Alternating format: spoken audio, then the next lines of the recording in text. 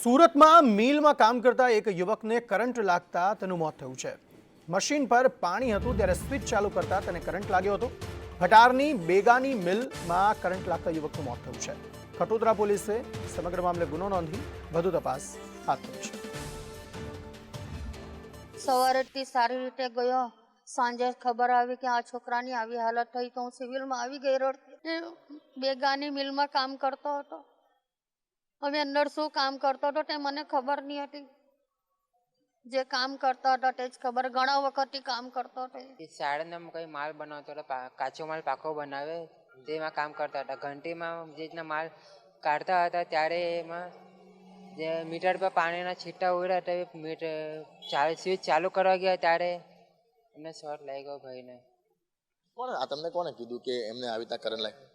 એટલે મારા ભાઈના મિત્ર છે ને સાથે જ કામ કરે છે, તો મારા ઘરે સાંજે 6:45 વાગે કહેવા આવેલા અમને।